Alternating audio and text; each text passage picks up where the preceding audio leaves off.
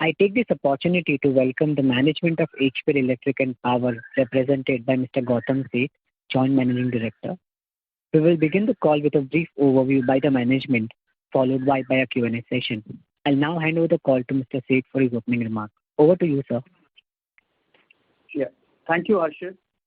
Good afternoon, everyone, and a very warm welcome to all of you present on the call to discuss our financial results for Q4 and financial year 21.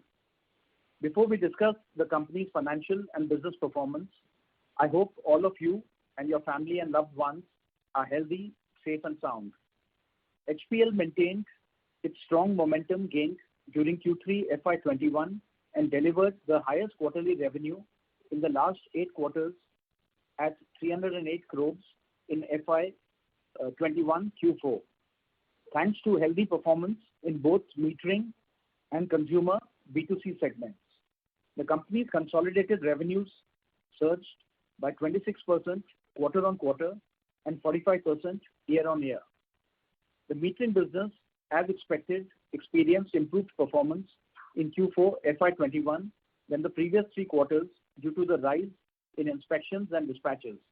The metering business posted a revenue of rupees 142 crores, thereby recording a notable growth of 93% year-on-year and 29% quarter-on-quarter. The company expects good traction in the meter business in FY22 with an increase in inspections and inquiries.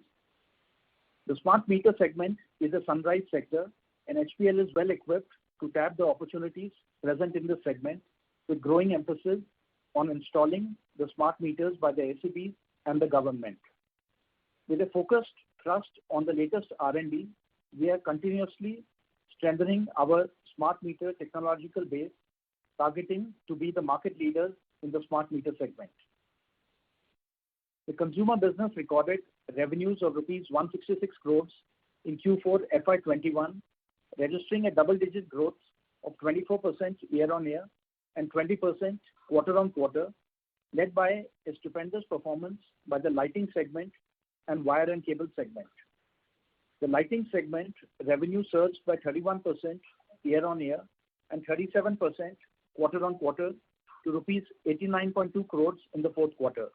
The wire and cable segment revenue at a healthy rate of 99% year-on-year and 31% quarter-on-quarter to 26.3 crores in the same period. The revenue share of the consumer segment, the B2C segment, stood at 61% during Q4 FY21. We have a diversified portfolio of electrical equipment catering to various needs of the market and are confident about the long-term growth trajectory of the consumer segment, fueled by a pickup in the economic activity, improved consumer sentiments, and increased government funding. The company's order book stands at 704 crores, ensuring revenue visibility for the current year, despite the lockdown in the first quarter of the current financial year, which has caused a few disruptions. We have recently won an order of over 372 crores for switchgears, wires, and other related accessories, enhancing our position as one of the leading electrical equipment manufacturers in the country. Another area where HPL is looking to capitalize for future revenue growth is exports. We are happy to disclose that the wide product range of HPL, backed by world-class in-house R&D capabilities, helped to gain 69% year-on-year growth in exports. Our EBITDA margin grew by 62% year-on-year to 44 crores in FY21 Q4. The EBITDA margins expanded by 146 basis points year-on-year to 14.2% during the quarter, owing to various cost rationalization initiatives and the implementation of lean methodology. We also witnessed improvement in the EBITDA margins during FY21. Our PAT grew to 14 crores in Q4 FY21. HPL incurred a low capex in FY21 and hopes to maintain its low capex stance as it has adequate capacity for fueling its future growth. Looking beyond the short-term challenges, the company is eyeing huge opportunities in the smart metering and consumer segment. HPL is armed with a diverse product portfolio, state-of-the-art technology, and capacity for tapping the opportunities in the industry. The company continues to focus on widening and strengthening its touch points and distributor base as it remains positive on the growth trajectory of the consumer segment. Overall, HPL is confident of growing and creating sustainable value for its stakeholders. I would now request the operator to open the floor for Q&A. Thank you. Thank you very much. We will now begin the question and answer session. Anyone who wishes to ask a question may press star and 1 on the touchtone telephone. If you wish to remove yourself from the question queue, you may press star and 2. Participants are requested to use handsets while asking a question. Ladies and gentlemen, we will wait for a moment while the question queue assembles.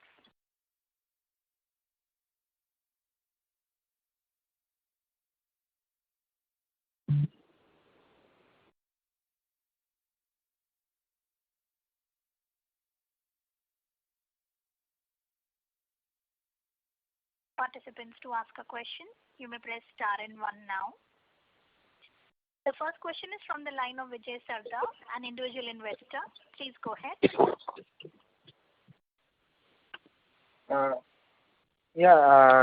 Good evening, sir. Congratulations on good set of number. Just wanted to understand. How is the thing shaping up on the metering side?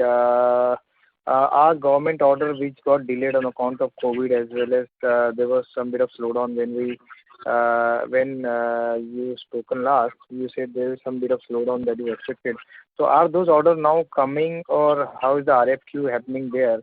If you can dwell more on that smart metering, that will be great. All right, sure. Yeah. So if you look at when we look at the metering business, I'll just take you back about a couple of quarters. Since the last lockdown, the meter business started off very slow, but by the time we came to the third quarter, the activity had started picking up. And we had also talked about the fourth quarter being a good complete quarter for the metering. So in terms of revenue, in terms of orders, and even activities with regard to the tendering had really picked up during that time, and it was expected to continue like that. When we look at right now the tendering inquiries, what are there, I can say it is probably at an all-time highest right now in terms of the number of tenders which are there, and also in terms of the smart meter tenders which have come out. So we are currently seeing tenders and inquiries coming out from the central government for the smart meters, and as well as various state governments which have come out with the smart meter tenders.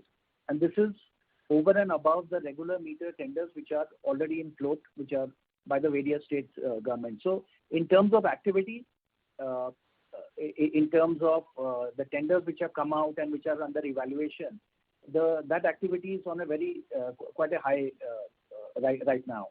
When we look at the order closures, there we have seen certain slowdown during the first lockdown, and also during the past 2 months, where most of since due to the lockdown, the second wave, not much activity has happened in the utility side. So most of the tenders which are ongoing have been postponed. But nevertheless, we see them to be, by second quarter or third quarter, most of these tenders would get finalized. And if that happens, it would be a fairly very large number of tenders which are getting evaluated. If you see HPL Electric's meter business, we've had a fairly good quarter as a Q4 quarter, and our order pendency as on date is almost 293 crores, so which is also fairly decent in that. But if you look forward, the business seems to be good. There would be a lot of tenders which are coming out. So in the medium or a long term, it is good. When we look at the 2 months, which have the April and May, which have gone by, there of course the activity has been very low, and that has been disrupted due to the second lockdown.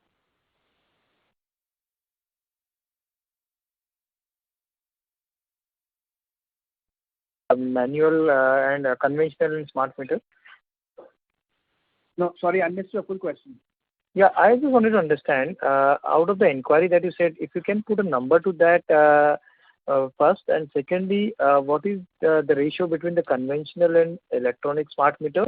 And third, what is our kind of winning ratio if we bid for a certain project? Means what is our, like, are we winning 20-25% of the bidded portion? Just one. Yeah, sure. So if you look at, in terms of the pending inquiries, I can just put a estimated value because that would be anywhere between 2,000 to 2,500 crores. And with smart meters, obviously, this the value goes much higher in this. In terms of the inquiries, currently, if you look at on a value terms, it is about almost 50-50 in terms of the smart meter and the conventional electronic meters. That is how the breakup of the orders are, or the inquiries are. And in terms of this order, mostly are from the central government or mix of state government? So 2,200 crore you said is all about conventional, or is put together both? No, it is put together. It's an estimated value because the value is finally determined by how the tender, how are people quoting, and the final orders what they are giving. But approximately this would be, if you compare with the last couple of quarters, I would say the inquiry level is at a much higher level, and it could be anywhere between 2,000 to 2,500 crores. It can be even more than that. Okay, and basically, sir, what is our winning ratio in this? We have been maintaining an over 20 to 23%. That is what has been estimated by even Frost and Sullivan and other reports which are there. But roughly, I would say going forward, we definitely would look at least a let's say 20 to 25% share in the smart meter market. Mm-hmm. Okay, sir. Thank you. I will come back again in queue. Yeah, thank you. Thank you. The next question is from the line of Karan Sharma, an individual investor. Please go ahead. Yeah, hello. Am I audible? Yes, sir. Yes, sir. Please go on. Yeah, hello everyone. I am Karan. Congratulations everyone for excellent numbers. 2 days back on 28th, our finance minister has announced 3.03 lakh crore on reform for power distribution schemes, which includes 25 crore smart meters. So my question is, can our company also get some of these related orders, like directly or indirectly? And my other question is, we received a notification a few days back, like approval and production clearance from private distribution company. So I would like to know, what is this private distribution company? Like, why do we need some approval from private distribution company? Okay, so yeah, thank you. So if you see, the government has announced 2 days back, they have announced some kind of a help and support to the DISCOMs. Basically, it's about 3,03,000 crores, and that is based on the reform-based result-linked power distribution scheme, which is for the DISCOMs. And this, of course, is based on individual DISCOMs matching up to what kind of results they are doing in the reforms. And basically, this is also for purchasing certain equipments, which are like the smart meters, feeder pillars, and other the overhead lines. So smart meter has been a very important aspect for the central government to improve the health of the overall utility. And the figure what we have been always talking about, the bigger opportunity of smart meters is for this 25 crore smart meters which needs to be installed. So day before, they have just reiterated the importance of that, and also given out a way of funding to the various DISCOMs, out of which about 97,000 crores will be the central share and balance will be at the state level. So I think the details are awaited of this thing, but definitely it will help the utilities in terms of the liquidity, and will help equipment suppliers like us with a better and more steady cash flow. The second thing on Yeah. The other thing regarding the use of the NB IoT, I will just explain that the smart meters are using various forms of communication, be it an RF technology or cellular or other things. There is now this is the first time being used in India where through a cellular operator, a company like us and a private utility, we have worked together to create a much more robust and a much more efficient way of communication through the narrow band IoT. And with this sort of communication, there will be the communication will be much more robust, much more steady, faster, and it can carry much more data. And with this, the meter gets connected directly to the cellular tower, and thereby gets transmitted to the server of the utility. So it's in the long run, it's going to be much more economical. And by us getting the approval was that this was something that the new technology was getting tried and tested, and we have integrated it. We have worked with the cellular provider in this. It was Reliance Jio, with whose technology we worked on this, integrated with our smart meter and with the utility, the IT infrastructure and the software. And in the long run, we feel that this will become a reference for even other utilities adopting this technology.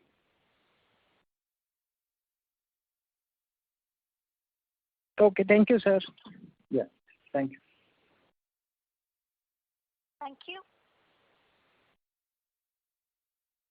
We would like to remind participants that you may press star 1 to ask a question. The next question is from the line of Kritika Jain from Frequent Investment. Please go ahead. Good evening, sir, and thank you for taking my question. So my first question is, do you expect the revenue momentum that HPL has gained during Q4 FY21 to continue in FY22? And my second question is, how do you see export business potential? Kindly explain how your R&D strength is aiding you for export markets. Thank you. Yeah, thank you, Kritika. In terms of revenue, we have seen a steady increase in revenue right from the second quarter, and there have been momentum across our product lines and across our various business segments, and that momentum has gone on to increase right from Q2 to Q3 and thereafter well in Q4. Now, when we look at the Q1, unexpectedly, and something which was beyond anyone's control, we have seen almost the first 2 months really getting locked down and getting washed away. So the momentum definitely has been broken right now. But looking as we go ahead, in Q2 we see the revenues to come back to hopefully to the levels of the pre-COVID level, and that's what we see it. Since the last lockdown, we have seen while we came up, it took us almost about 6 months to come back. But I think this time, with already our prior, knowledge and the way we have seen the pandemic behave, we would look at to come back much faster than this. I personally believe that in the consumer segment, there is a pent-up demand right now which will get unleashed. So the revenues will pick up definitely. On the metering side, again, we see we are already having the orders at hand. So some more activity is already starting in June. So by the next quarter, well within Q2, we hope to see the revenues come back. Overall, based on the last 12 months of working, we have been very quite bullish and positive on the overall business scenario and our internal workings as well, where we see our products in terms of sales and in terms of the marketing and the reach to really grow. So like that. So we would continue to maintain that positive outlook, barring the 2 months which has gone due to the lockdown. In terms of exports, despite the various lockdowns, what we have seen last year, we still have been able to maintain a steady order flow and sales in terms of our international business. Now, this is, of course, this was possible due to the last 2 years working by our factories on various technologies. We have been investing in a lot of new products. And as reaching out to almost 45 countries. So we are dealing with various international standards. There are a lot of local requirements in each country which need to be adapted to. So our high technology products coupled with the kind of manufacturing infrastructure what we have, which is able to adopt and change the products as per the customer needs. So I think that has helped us to penetrate in the market. We have been growing in the last 2 years, but this year, post the lockdown, we definitely saw a much faster growth. And even going forward in this year, we see our export sales to really rise exponentially. And we've already seen a good first quarter as well. So hopefully, this is a segment where in future the company can really develop the international business and look for them better revenue and margins from this business. Okay. Thank you so much. That's it from my side. Yeah. Thank you. Thank you. The next question is from the line of Shah from SS Capital. Please go ahead. Hello. Sir, there's a disturbance coming from your. Is my voice audible now? Yes, sir. Now you may go ahead. Yeah. Thank you for the opportunity. I have 2 questions from my side. What is our current overall capacity utilization, and till how can we maintain our low capex stance? And can you guide us when can we go for the next capacity expansion plan?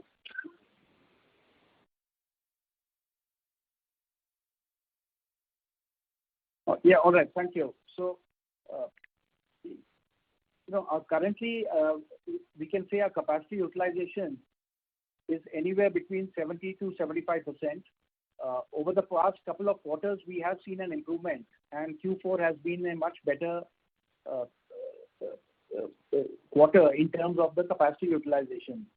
As I said in my opening remark also, the capex has been at a little lower end in the last financial year, because earlier in the last 2 to 3 years we have been doing a sufficient amount of capex, and so that has resulted in the increase in business and coming with us focusing on a lot of new products and new ranges. So that is happening. But currently in this in the year going forward also, we just hope to see the maintenance capex only and not any major capex to happen.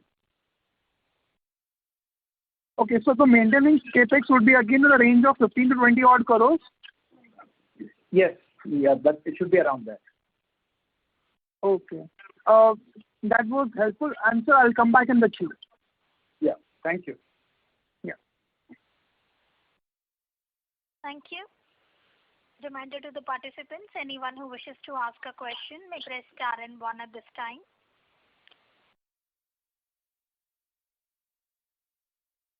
The next question is from the line of Vijay Sarda, an individual investor. Please go ahead.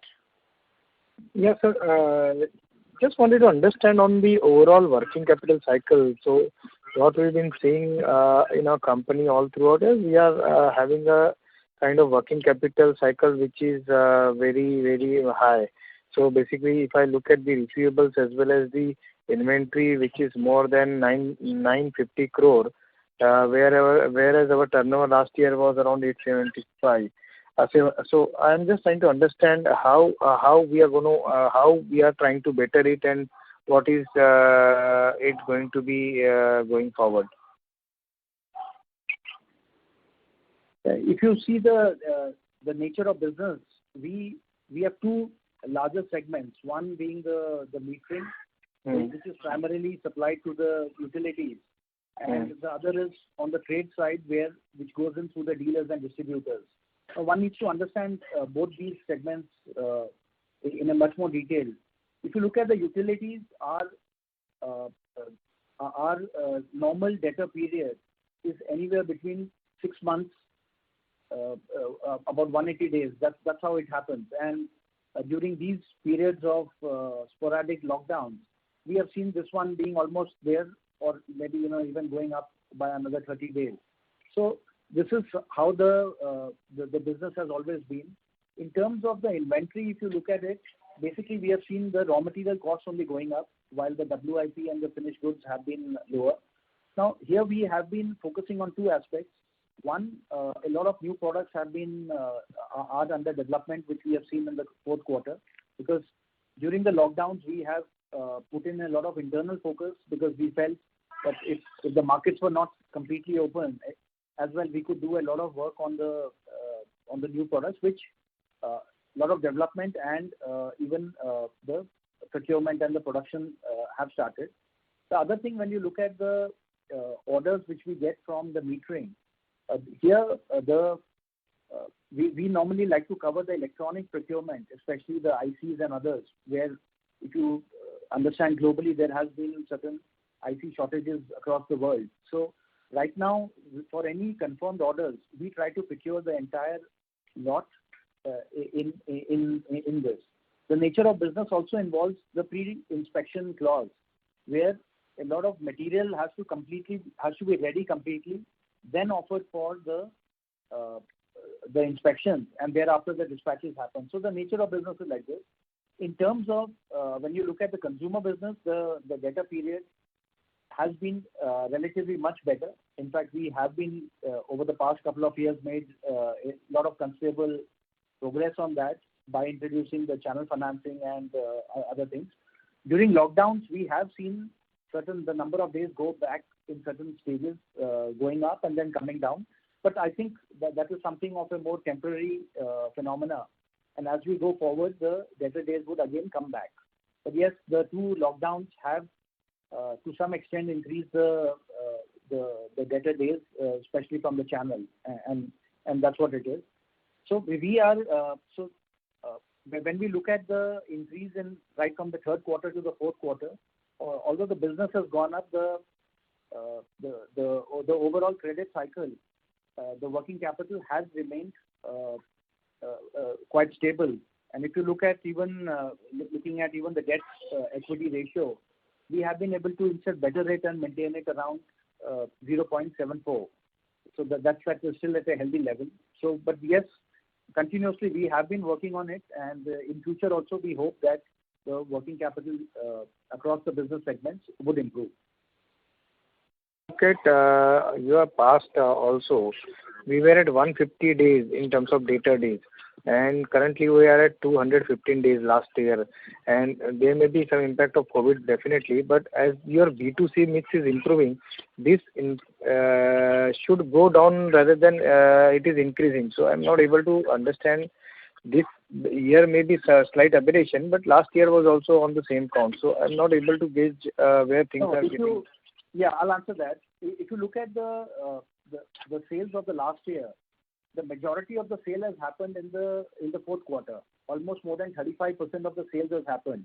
So in absolute terms, if you look at the debtors, they are at a high level, but they are actually freshly billed in the fourth quarter. So that's how it remains. So if you look at, let's say, about 512 crores of debtors, almost inclusive of GST, almost 356 crores has been billed only in the last quarter. So in terms of that, because we are not seeing the spread of sales in a very evenly. Like the first quarter, of course, was very low because of the lockdown, but then it picked up in the second quarter. But the majority of the sales you look at, if you look from that point of view, in absolute terms, it is that would get justified.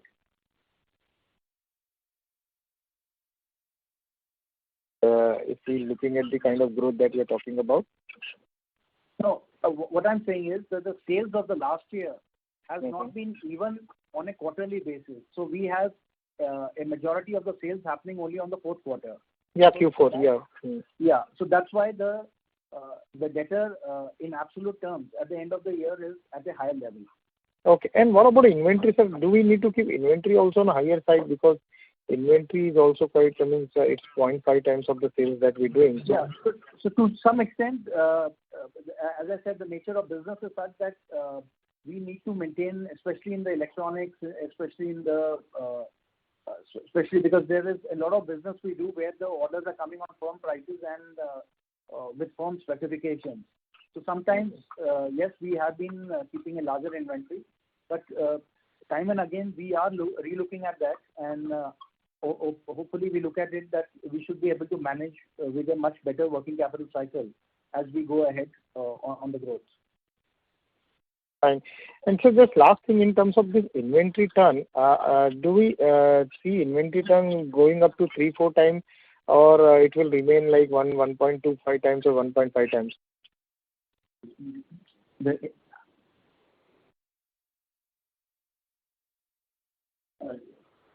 No, as our consumer business is also, the ratios are going up. But ideally, at least, we should be able to have an inventory turn of at least 2.5 times. I think, yes, there is definitely a scope of improvement on that, and we have been doing that. We have been working on that. I'm sure we should get somewhere there. Following, if I can just understand. Sorry to interrupt, Mr. Sarda. Sir, I would request you to rejoin the queue for follow-up questions. Okay, fine. Thank you. The next question is from the line of Priyadarshi Srivastava from Monarch Network Capital. Please go ahead. Good evening, sir. I just wanted to understand what will be the margin difference between a conventional and a smart meter, sir?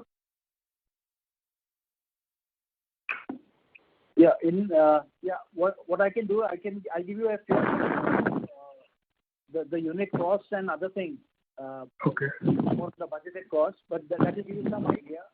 So overall, if you look at it, traditionally our metering business is anywhere between 16 to 17% on the normal conventional electronic meters. When we look at the smart meters coming in, we can see that probably rise to a 20 to 22% in terms of the margin. So definitely the scope is there, but one needs to also understand that the smart meter is dependent upon the respective specifications what each utility is doing. So right now, if you look at, there is a central utility which is out with a tender, but there are also various state utilities which have come out with their own specifications. So the margins based on the specifications could vary between each of them, but broadly the unit cost, which normally is, let's say, 1,000 rupees for a single phase meter, the conventional meter, goes up to 3,000 to 3,500 in a smart meter. Similarly, if you have the three-phase meter being around, let's say, 1,700 to 2,000 rupees, a normal three-phase meter, while if you look at the smart meter, that may probably go up to even 4,000 or 4,500. So the per unit value goes up, and that definitely has a bigger opportunity for us to gain on the margin. And then this, we are talking about the smart meter, but there are other aspects, whether they are of the communication or the IT infrastructure, which are related services which get attached to the smart meter. So definitely the business potential. So although we'll see the quantities go down, but the values will really jump up per unit value, and definitely the margin should pick up.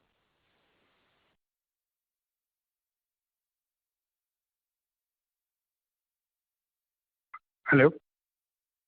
Yeah. Sir, my second question is, are you looking to, you are bidding for any big project globally, some big tender or something for the coming financial year, this current financial year? So currently, as I said earlier, there are very large tenders and inquiries floating around from the central as well as the various state governments with regard to the metering product. No, sir, I meant not from in the country, like for the exports market. No, in export markets right now we are focusing on normally the trade market, except the SAARC countries where we are participating in the government tenders. But other than the SAARC countries, currently we are not participating directly in any of the government tenders globally. So I think it may take some while because it's a different ballgame, and as we progress further in that, then we will probably take it up at the right time. Okay. Thank you so much. Thank you. All the best. Thank you. The next question is from the line of Sriram Gurjar, an individual investor. Please go ahead.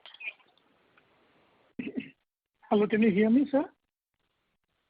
Yes, sir, you may go ahead. Yeah. My question to you is that, as you mentioned in your presentation, the 37% business is B2B and 63% is about B2C. So, as the open order book is mentioned, so can you give a breakup of the There's a open order? disturbance coming from your line, sir. Do you hear properly? Yes, sir. Now you may go ahead. There was a slight disturbance coming before. Yeah. Thank you first of all, congratulations for a fantastic quarter. I have a question regarding your order book stands at about 700 crore and you have a 63% business coming from B2C and 37% from B2B as mentioned in the presentation. So this order book, can it be broken down into B2B and B2C segment if possible?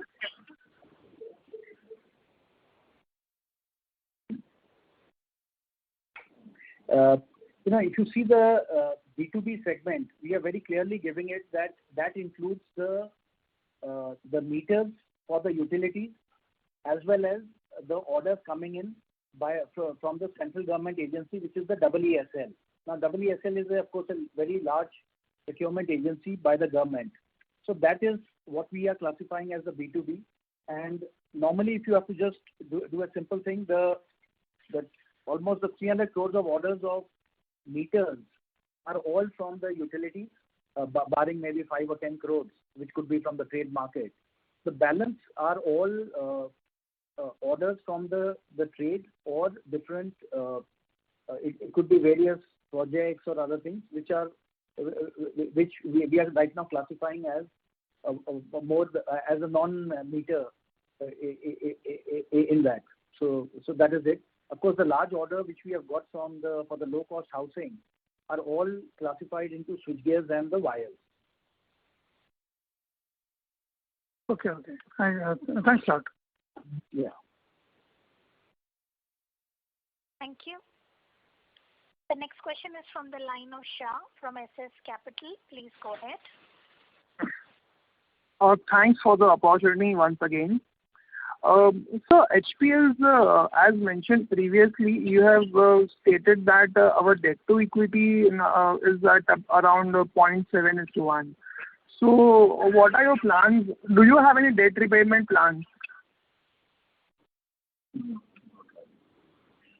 No, not when you look at the debt, the thing immediately we don't see it coming down. Although we would like to have a strong growth, keeping the debt at the similar level. But on a longer term, at least we do see, or we are now working out that how at least the consumer business can become debt free in maybe, let's say, in the 3-4 years going ahead. But right now, that is something what we would like to have. Of course, it requires a lot of strategizing and working.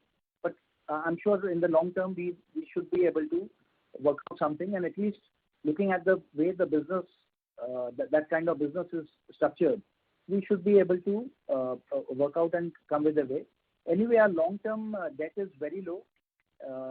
The entire borrowing is more on the working capital, which is again based on the current business and based on the stocks and debtors. Okay, and that was helpful. And so one more, if there's one more question, if I may be allowed. So our EBITDA margins are in the range of 14%. So do you see any is there any scope of expansion in the coming years? No.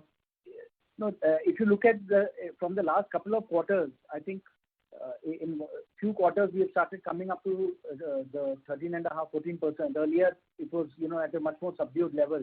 So although as a company we are always striving to improve our margins and look at it in a better way, but on a sustainable level, I would say yes, 13.5%-14% is right now looking at that, because one has to also keep in mind that globally there has been a certain commodities going up, and even with the cost of business going up in various things. But post the last lockdown, internally we have put in a lot of different programs where we are looking to have a much more leaner organization and leaner manufacturing, even reviewing all the operational costs. So therefore, we are able to maintain or even grow the EBITDA margins. So right now, on a sustainable basis, I would say 14% is something what you would see in the coming quarters. That was very helpful. Thanks, and all the best for the future. Yeah. Thank you. Thank you. The next question is from the line of Harshit Kapadia from Elara Securities. Please go ahead. Yeah, thank you for the opportunity and congratulations for good set of numbers. A couple of questions from my side.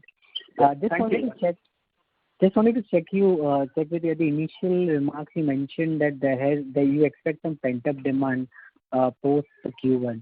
Do you find that there would be a difference in the demand recovery, that we have seen in the first lockdown and possibly second lockdown would be much more lower? Is that something that you read from your market? Yeah, I would say there would be certain difference because last year, if you look at the increase, and that increase almost came very suddenly, that as we started off in May or June, whenever. So the business grew up. Then that was, I would believe, based on two factors. One, a large pent-up demand being there. The second, that the unorganized segment, that business started getting converted to the much more branded and the organized players. So companies like us also gained during that. Right now, when we look at this one, there would definitely be a pent-up demand because although certain industries have been working, but a large part of the markets were still closed. And then the effect was into various states, like we have seen even Kerala or Tamil Nadu or even Maharashtra being extendedly locked down, and then parts of other countries as well. So the pent-up demand would definitely come back, but maybe the shift from the unorganized to the organized may not, that part of thing may not happen in the second lockdown. So there could be a change in the demand pattern which will come out. But I think with everyone looking at the business activity to resume, so I would still be quite optimistic on this and look at that the business would pick up, and I think with our teams also daring to go. So I'm sure we are looking at the things very positively. Only if let's say a third lockdown down the line happens, that could affect this. But otherwise, on a normal terms, like looking at a good double-digit growth, I think that should be easily possible under the present circumstances. And a related question, so has your expectation at the start of the quarter, that is, let's say post-March, whatever was your expectation, by how much it would have come down or revised downward after the second lockdown? You can give a sense on that. No, sorry, can you just repeat the question, please? Yeah, so at the start of the quarter, as in at the end of March, you may have estimated that FY22 may have grown, should grow by X amount. And because of this second lockdown, it would have hurt a bit, May and June.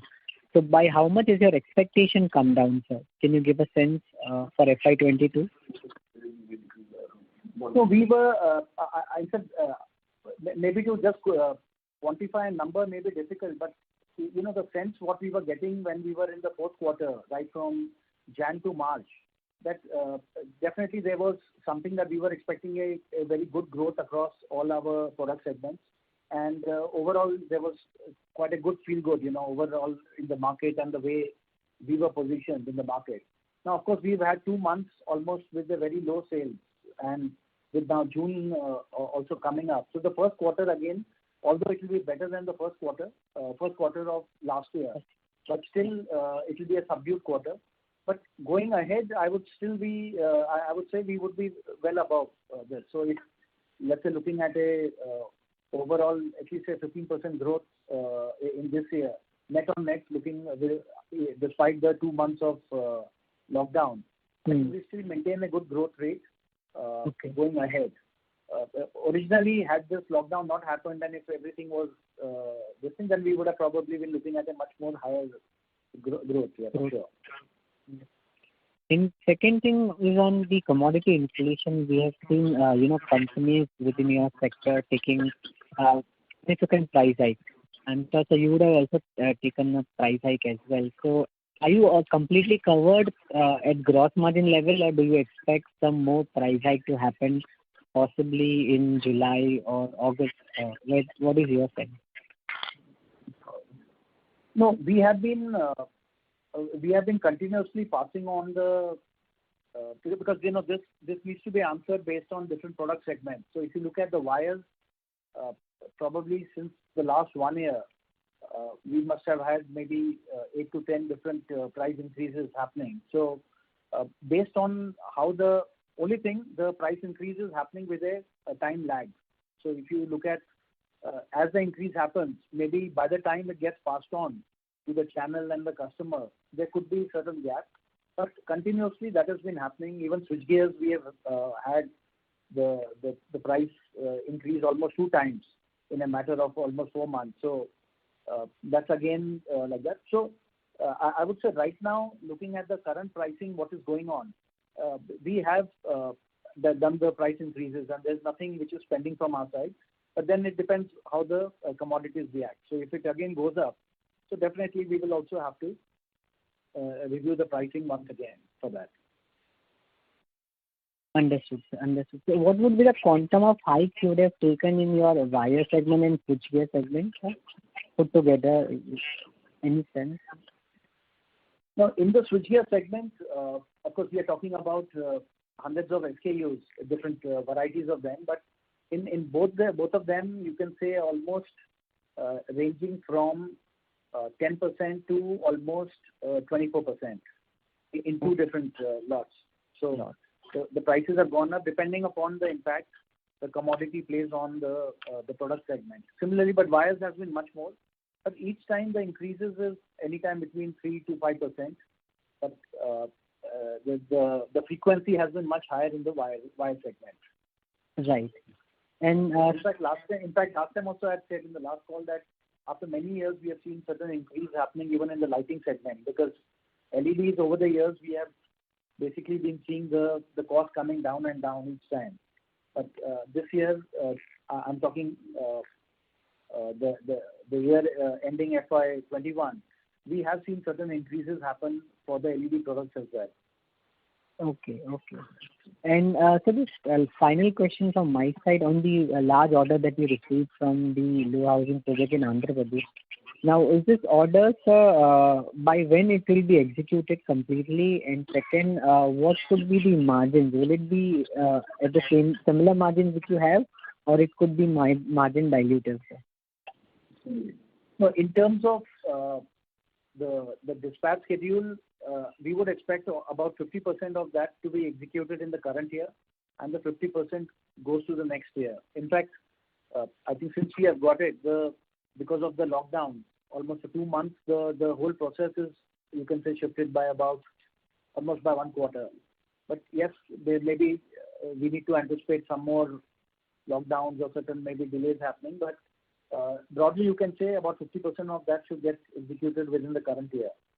So in terms of the margin, I would say it is we are because these are larger orders and gives us a good opportunity to play on the on the economies of scale. So we have been working on it, but I think roughly we should be able to get it in line with our existing margins across the various segments. So we should be able to get it to there. Okay, sir. Okay, this was very helpful, sir, and wishing you all the best for your FY22 and FY23. Thank you. Thanks. And I think, Malika, do we have any questions? Can I just give a reminder, sir? We would like to remind participants that you may press star 1 to ask a question.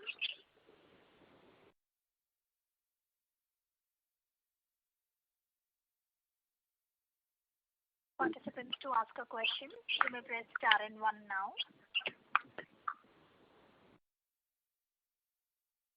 Yes. As there are no further questions, I would now like to hand the conference over to Mr. Harshit Kapadia for closing comments.